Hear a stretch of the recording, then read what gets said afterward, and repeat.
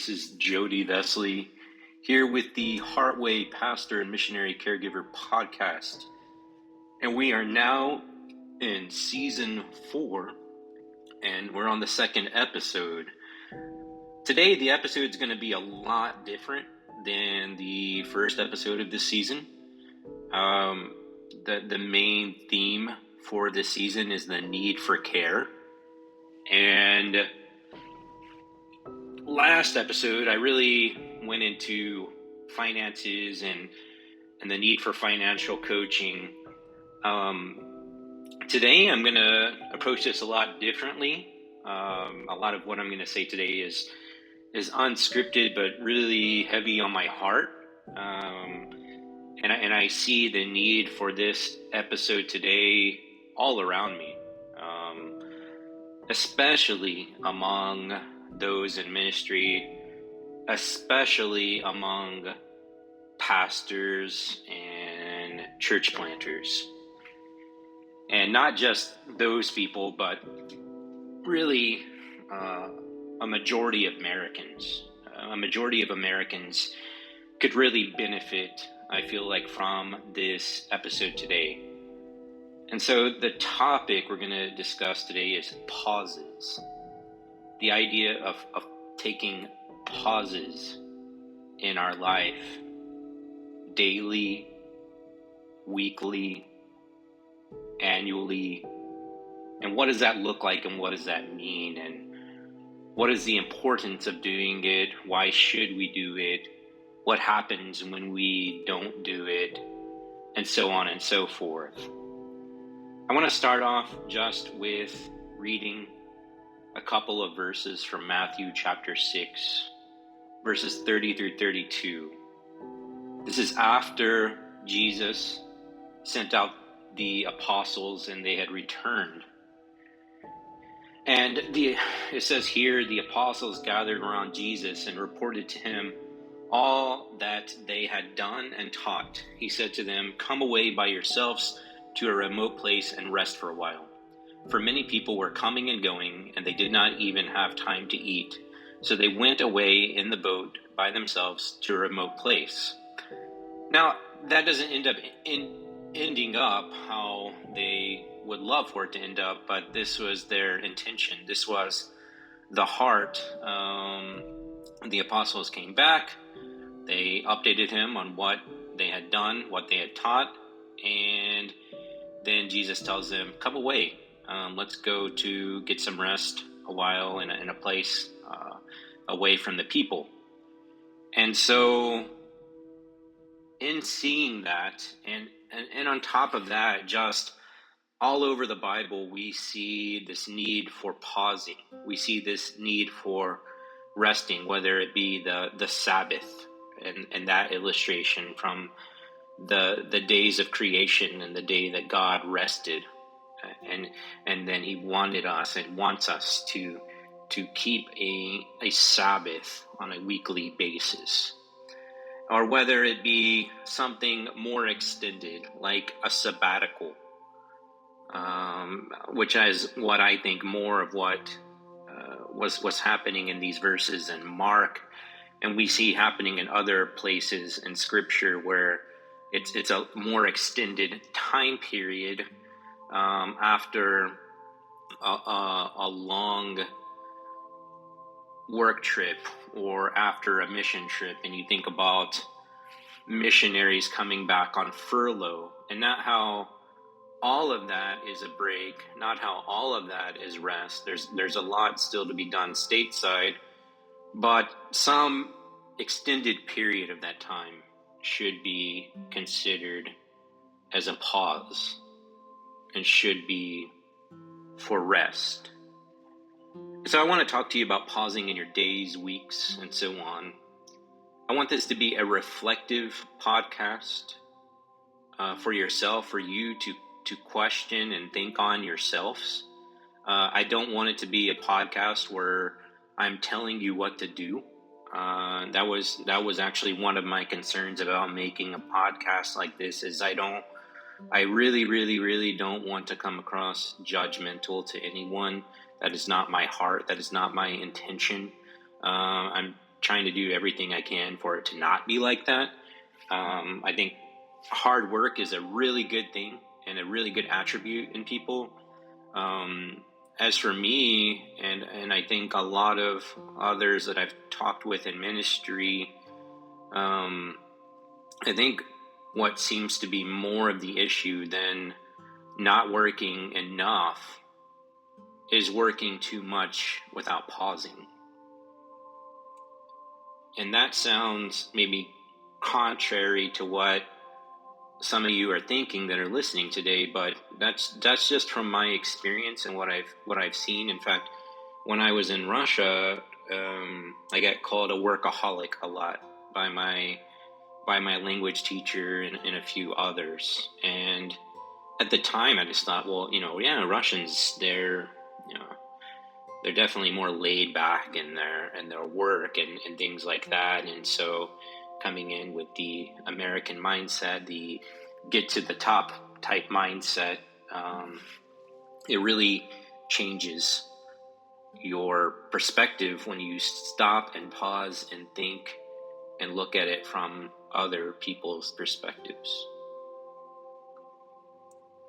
Do you take breaks during your workday? What I mean by that is, do you have times during your workday that you break in, whether it be for a few minutes or a little longer?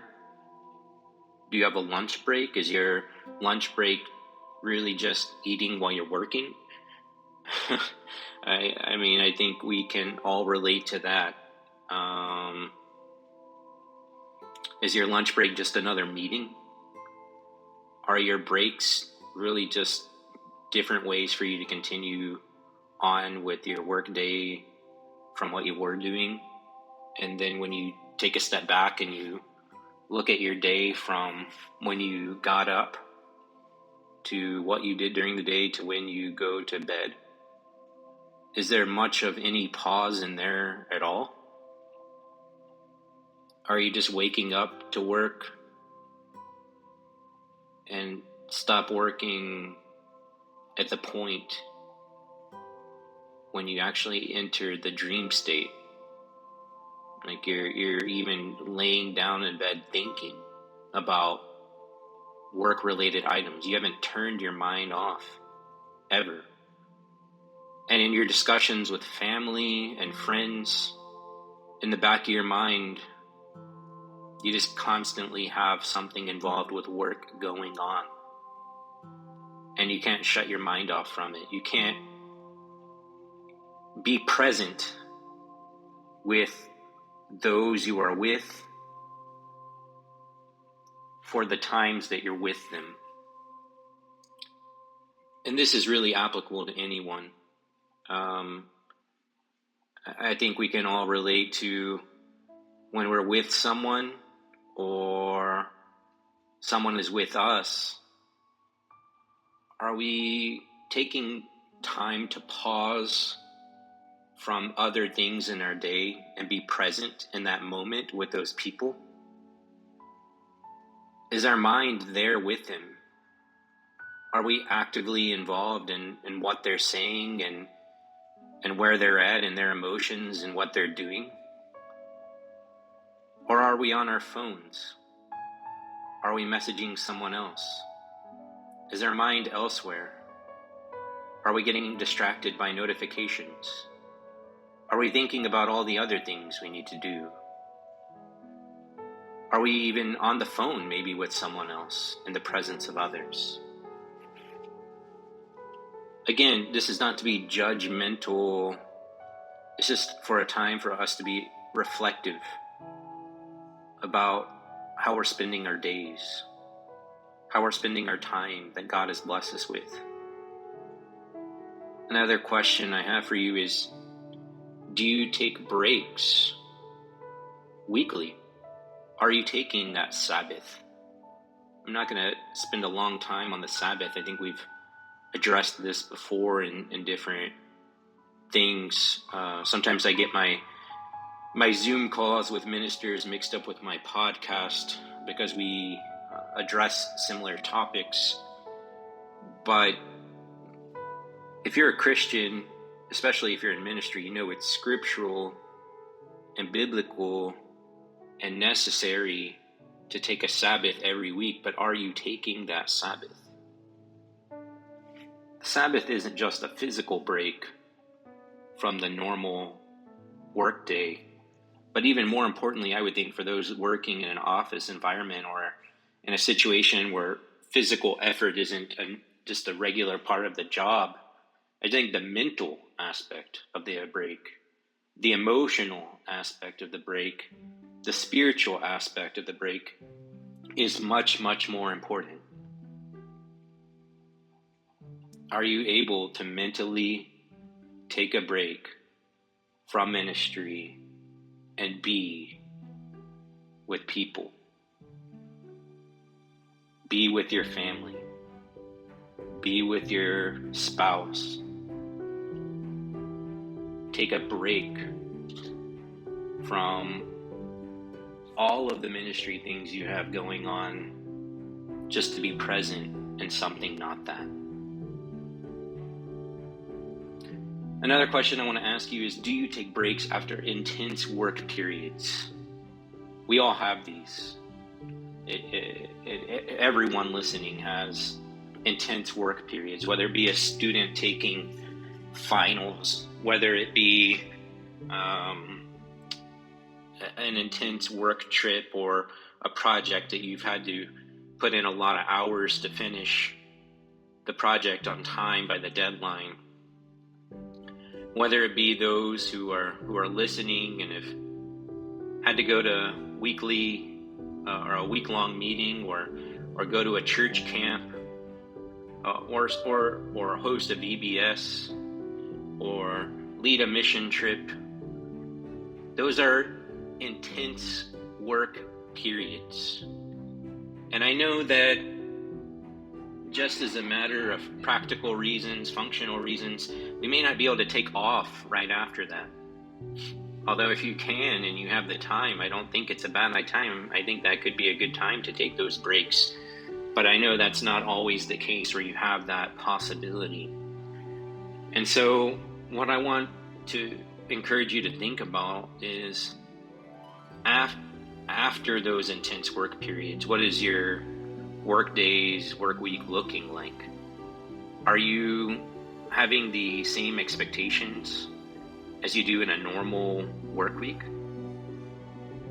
Are you working on the same things, planning to accomplish all the same things? Or have you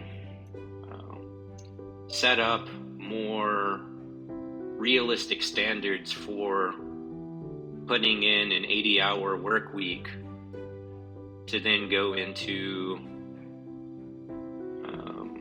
another 40-plus hour work week with some expectations you can't get away from, but some of them you may have some freedom in lightening that load for you that week, whether it be finding someone to cover a lesson or preach for you.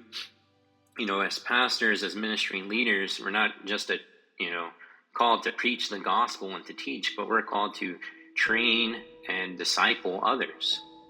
And if we're not giving others the opportunities to speak, to preach and teach, then we're only doing some of our job. And so that can definitely lighten the load on you if you take that to heart and mind and you really think on that for a little bit. Another question I want to ask you is, do you take breaks throughout the year? Do you take breaks throughout the year, or is it just going from one thing to another?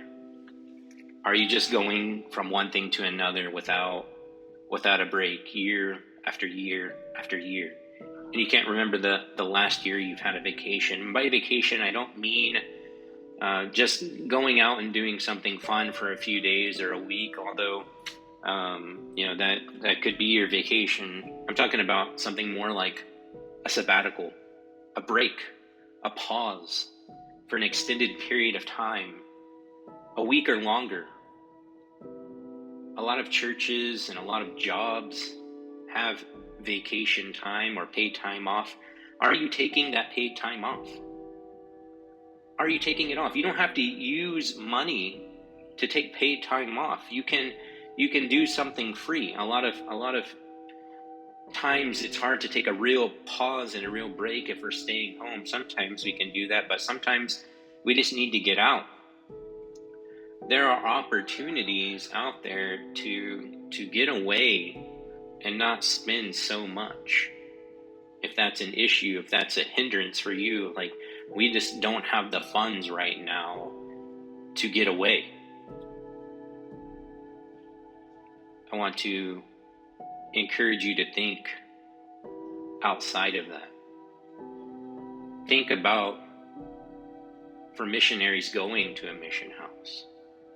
I know in the context of the ABA, there's getaway places for pastors. I know that we can find areas to camp, things like this, friends to stay with. That can be very healing, and for us, that's a great getaway. And it doesn't. You don't have to pay for that hotel room or that Airbnb. I want to re-emphasize something that I think is really important for those who work in ministry full-time. According to the Fair Labor Standards Act, time spent by an employee in travel as a part of their principal activity, such as travel from job site to job site during the workday, is work time and must be counted as work hours. So pastors, if you're having to go from one place to another during the workday, missionaries on deputation and furlough, if you're having to travel from church to church in different states, and this is taking a lot of time and a bulk of your day, this is, according to our government, should be counted as work hours. And so I think that is something to be mindful of, to not feel guilty in ministry if you're getting away for a work-related trip and you're having to spend time traveling to and from different work sites, different churches, different meetings, different conferences, and you shouldn't feel guilty counting that as work hours, because here it says in the context of normal jobs that must be counted as work hours. And so definitely consider that as you're planning your work days, your work weeks, your work months, and your work throughout the year. I mean, I say all this because recently, this past weekend, my wife and I, we did a quick trip to a couple of churches for deputation-related reasons in the Atlanta area. And we flew there. We spent time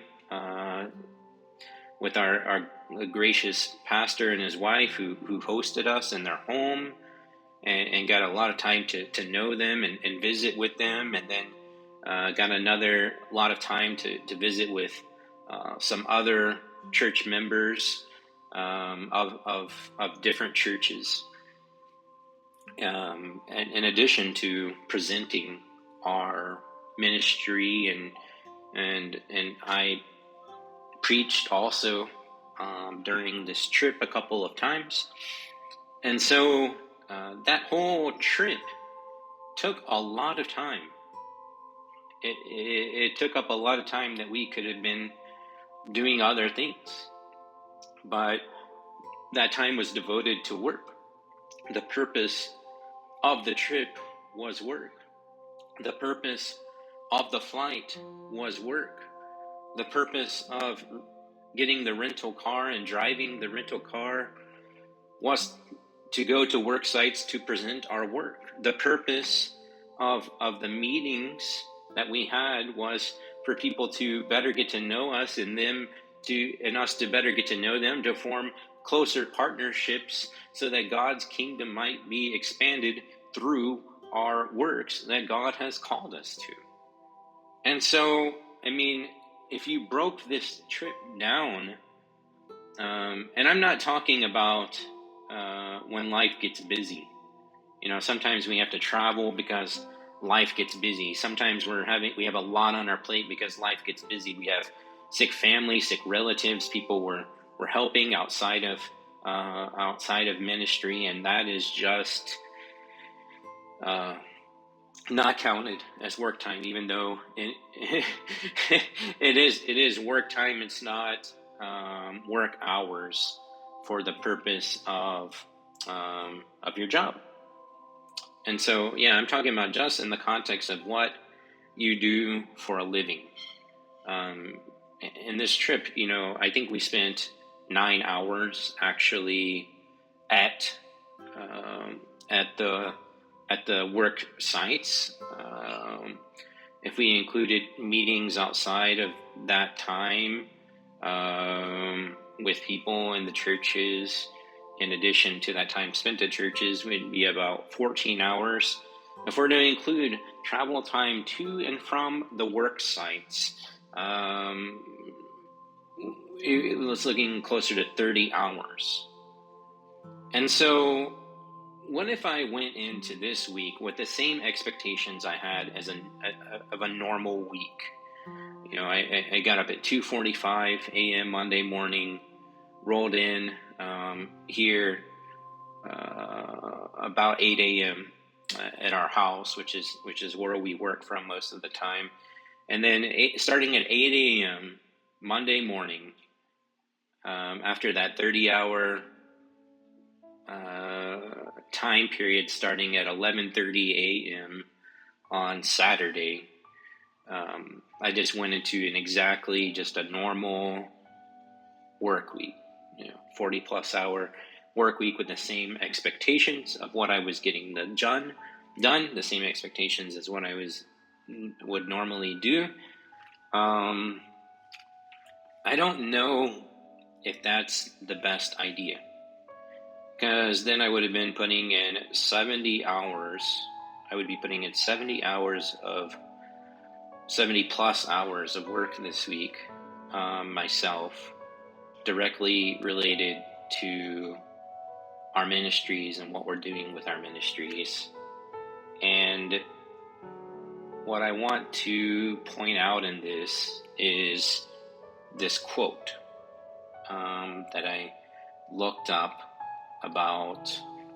It's from a resource online, inverse.com, and the article is titled "How Many Hours Should You Work Per Week?" And this is from February of 2020.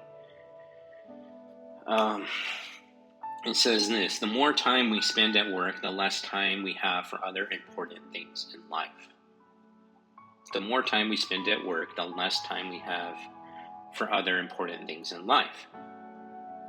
Furthermore, research suggests that working excessively long hours, usually this means more than 45 hours a week, is detrimental to your health, physical and mental, in many ways. That's from that article. On top of that, I want to mention this. If you're working more than 45 hours a week on a regular basis, something else is suffering. There's something else that you're not being able to do during that time that you're committing to this, specifically this work time, and oftentimes in ministry, for ministers, for missionaries, for pastors, church planners, ministry leaders, that's oftentimes, unfortunately, usually our families. And so we wonder, what happened to that missionary? Why are they divorced? What happened to that pastor? His kids and him, they don't talk. What happened to that ministry leader? He used to have a family. Now he's single. What happened to that church planter? Their family isn't like I would like my family to be. And unfortunately, getting wrapped up in the kingdom work, because our ministries are defined by kingdom work, we miss out on kingdom work that we're not being paid for, that doesn't fit our job description. And that's the kingdom work of our personal life, our mental health, our emotional health, and our family lives, and how others see that, and it reflects Christ to others, and it's a representative of Christ. At least it should be.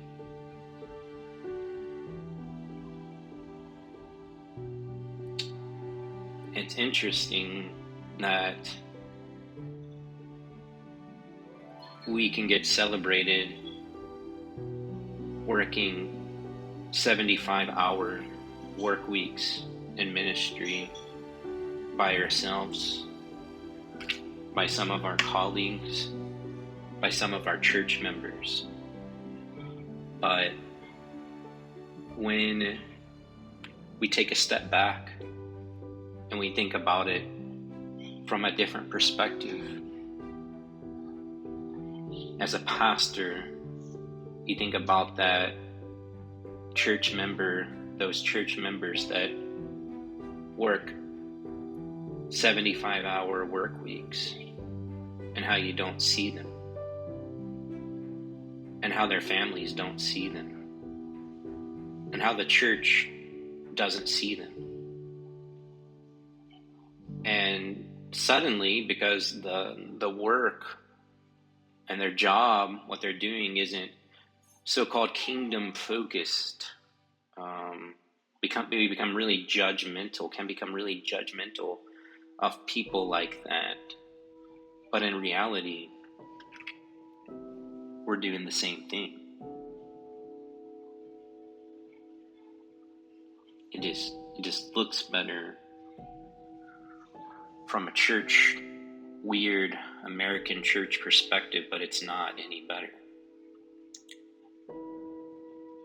Again, this is just meant to be a thought-provoking podcast for yourself to reflect on. Missionaries on deputation, if you're spending 20 hours a week on travel to various churches, 8 hours speaking at churches, 10 hours in meetings with different people, and 12 hours doing prep and communicating and financials and trip planning during the week, then you're spending 50 hours a week working. I don't think sometimes we view all of those things as work, but they fall into our job description and our work. Pastors, if you're doing if in one day you're doing an hour of marriage counseling, an hour of visitation, an hour of lesson prep, 2 hours of meetings, an hour of teaching, and 2 hours of planning for lessons, ministry, and all that, then you are not just working, most likely you're not just working 8 hours that day. Because in reality, you're spending time in between those periods transferring to different ministry items, and that takes time. So you might have commuted to and from different meetings. You probably and shouldn't just suddenly stop counseling to go directly into teaching, to go directly into meetings. It takes time to transfer from one thing to another. It takes time to debrief and then to prep for the next thing, to gather those supplies, time to move, time to say greetings, goodbyes, time to talk to those who you come across in between those times, etc. And so most likely, if this is your schedule for the day, You think, well, it's just 8 hours. When you actually add it up, it could be closer to 10 hours or more. And so if you're doing the 10 hours or more, 5-6 days a week, 50-60 hours work week, which is way beyond that 45 hours that we had mentioned earlier. And so why pause during the day? It's that quiet time. Jesus demonstrated this by spending significant amount of times by himself in prayer. And we know we should have a quiet time. Why pause during the week? We know about the Sabbath. Are you taking that Sabbath? Why pause during the year? Sabbaticals, vacation. Are you taking it? Are you not using it? Something to reflect on. Not pausing leads to burnout. Not pausing leads to burnout. Again, it can't just be physical pauses. It needs to be a mental and emotional pause. If you leave the office but can't stop problem-solving work stuff, you're going to burn out. Your mind is going to burn out. You're going to burn out emotionally, mentally, spiritually, and you're not going to be very useful to anyone, and you're just going to be getting by yourself. The effects of burnout are bad for your families, for those close to you, for those you're ministering to, for the churches, for yourself. And so, not pausing doesn't mean you're being a hero. It just means you're not handling your time wisely. And I don't want to be judgmental in that. I'm saying this as much as for me as for anyone. I have these struggles too, as I mentioned earlier. So we're in this together. And so what I want to mention is that we're in this together. If you're in ministry and some of this stuff is really touching you, is affecting you, and you just know what you need to do, but just need to do it, I just want to encourage you, if you wouldn't mind doing so, just reaching out to me. Maybe we can just set up a time just to pause with each other. Or maybe we can set up a time just to think about what those pauses should look like, or when they should be, or how to go about them. Just for a time of counsel, or for coaching, or for encouragement. Wherever you're at in ministry, whatever you're doing, just know that I'm here for you. Here at Heartway, we're here to help, and we're here to do what we can for you. Until next time, this has been the Heartway podcast, where we seek to help with issues at the source.